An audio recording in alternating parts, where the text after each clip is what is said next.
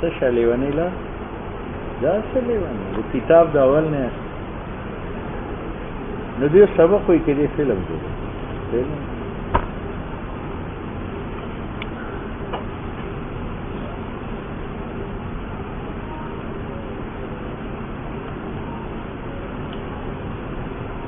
جی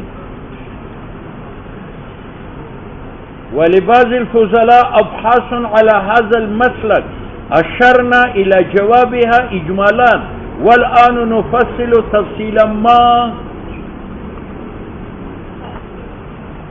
یہاں سمجھ لو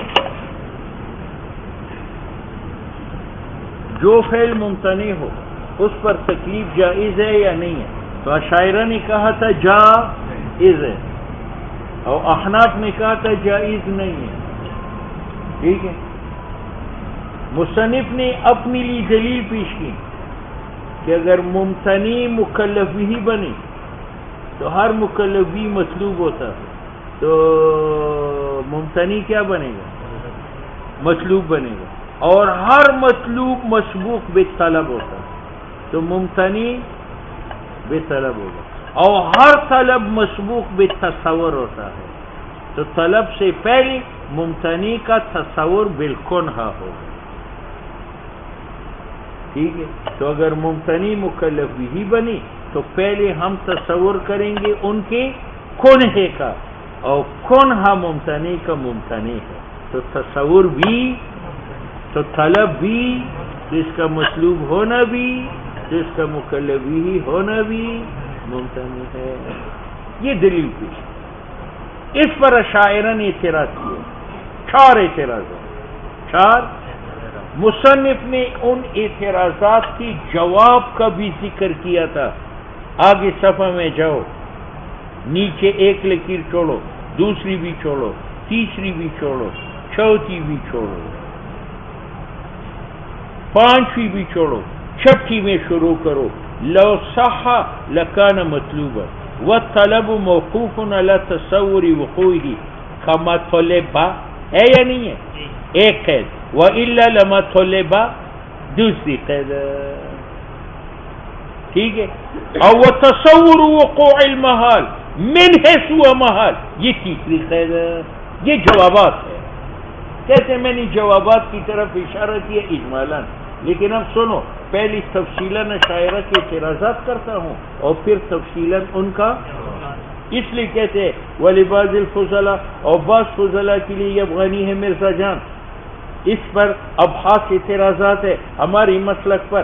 ہم اشارہ کر چکے ہیں الی اندفاعها ان کی جوابات کی طرف اجمالاً, لیکن والآن ابھی نفصل تفصیلات. ٹھیک ہے. آؤ, ہم نے کہا ممتنع مکلف بھی نہیں ہے ورنہ مت اور مطلوب بنے تو مسبوق بے طلب ہوگا اور طلب ہوگا تو تصور محال کا ہوگا. مصنف کہتے ہیں ممتنع کا مکلف بھی نہیں چاہتا تصور بالکنہا یعنی اس پر موقوف نہیں. اول اعتراض یہ ہے قال اولا تصور محال کا غیر لازم غیر.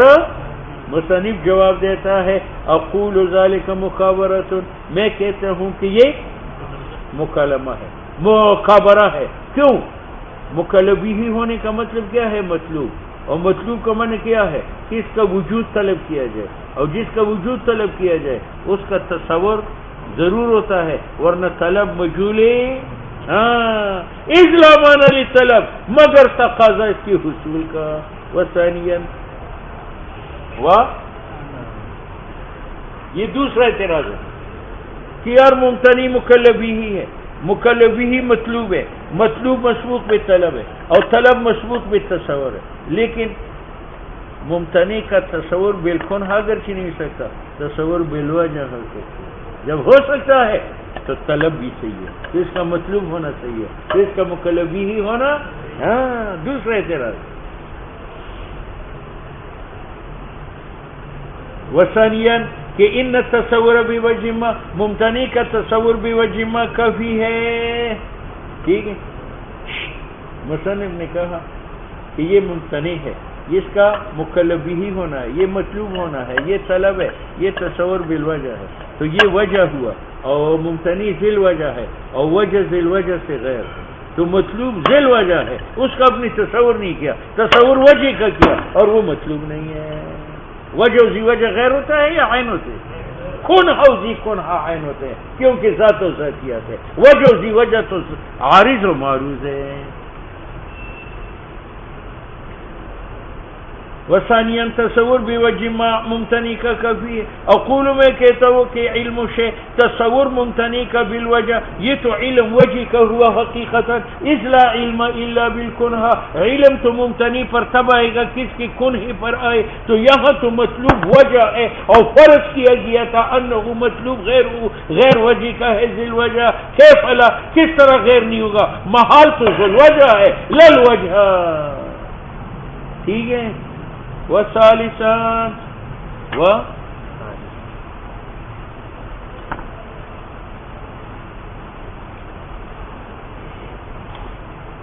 تیسرا اعتراض، اشعری کہتے ہیں ممتنی مکلف ہی ہے، اور مکلف ہی ہے تو مطلوب ہے، اور مطلوب ہے تو مسبوق بے طلب ہے، مسبوق بے طلب ہے تو مطلوب بے کیا ہے؟ تصور، اور تصور ممکن ہے، کیوں؟ اس لیے کہ اگرچہ محال ہے لیکن عقل کے لیے محال کا تصور فرض کرنا جائز ہے، تو تصور ممتنی کا نفس الامر میں نہیں ہو سکتا، فرض میں ہو سکتا ہے، کیونکہ عقل فرض محالات پر قادر ہے۔ جب فرض تصور کا ہو سکتا ہے تو طلب صحیح ہے، تو اس کا مطلوب ہونا صحیح ہے، تو مکلف ہی ہونا۔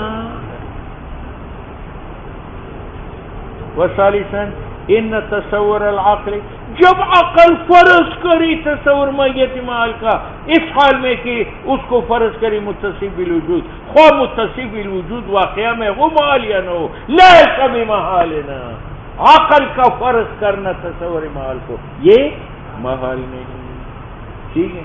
مصنفہ کہتے ہیں کہ میں نے جو کہا تھا کہ تصور محال کا ممتنی ہے من حیث انہ محال، اور اگر آپ محالیت سے نظر قطع کرے تو پھر تو عقل یہ بھی کہہ سکتے اجتماع النقیضین موجود ہے، اس پر تلفظ بھی ممکن ہے، اس کا تصور بھی۔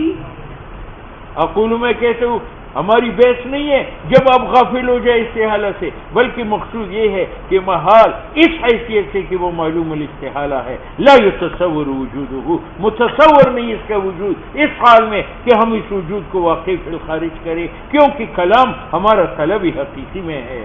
ورابعاً، اس کا مطلب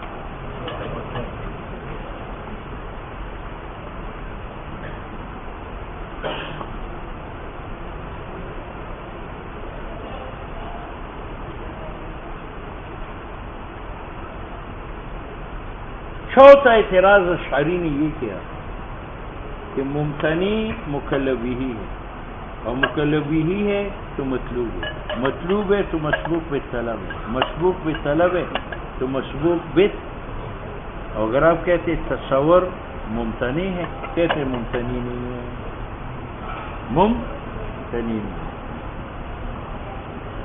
توبہ، اشعری کہتے ہیں کہ ممتنی مکلف ہی ہے، اور مکلف ہی مطلوب ہے، اور مطلوب مسبوق بے تصور ہے، اور تصور مسبوق، طلب مسبوق بے تصور نہیں ہے، طلب شے موقوف نہیں ہے تصور شے پر، جس طرح اللہ نے اقیم الصلاۃ کہا تھا تو اقیم الصلاۃ میں صلاۃ کو مکلف ہی بنایا، تو اس کو مطلوب بنایا، تو اس کی طلب کی، لیکن وہاں اللہ تعالیٰ نے تصور کیا تھا صلاۃ نہیں کیا، تو اگر اللہ کا مکلف ہی غیر متصور ہے تو ہماری پر جو مکلف ہی ہے وہ بھی۔ ورابعاً ان فی الامر بالصلاۃ، اللہ جب اقیم الصلاۃ کہتا تھا لم یتصور متصفۃ بالوجود، اللہ نے علم میں نہیں لایا تھا صلاۃ کا وجود، ورنہ پھر اقیم الصلاۃ کے بعد ہر فرد نماز پڑھتا تھا، اور ہر فرد پڑھتا نہیں پڑھتا، فی الواقع اذ لم یوجد بعدہ، کیونکہ اس وقت تو نماز موجود نہیں تھا۔ اقولو،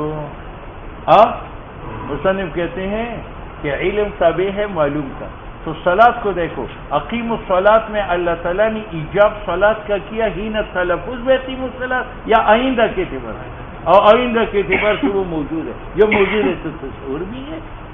اقولو یتصورها علی ما سیقع، آئندہ میں کیونکہ ماہیت صلاۃ منافی نہیں ہے وجود استقبالی کو. وخامسان، یہ پانچواں اعتراض، پانچواں کہ آپ نے کہا کہ ممتنع اگر مکلفی یعنی مطلوب بنے گا، مشبوق بھی طلب ہوگا تو مشبوق بھی تصور ہوگا، اور تم نے کہا اس کا تصور ممتنع ہے. کہتے ممتنع نہیں ہے. اجتماع النقیضین محال، اجتماع النقیضین موضوع ہے اور محال محمول ہے. اب یہ اجتماع النقیضین معلوم ہے یا مجہول؟ اگر مجہول ہے تو حکم مجہول مطلق پر آتا ہے، وہ غلط ہے. اور اگر معلوم ہے تو ہر معلوم متصور ہے. اب اجتماع نقیضین محال ہے اور متصور ہوا. اب کیوں کہتے ہیں کہ ممتنع کا تصور نہیں؟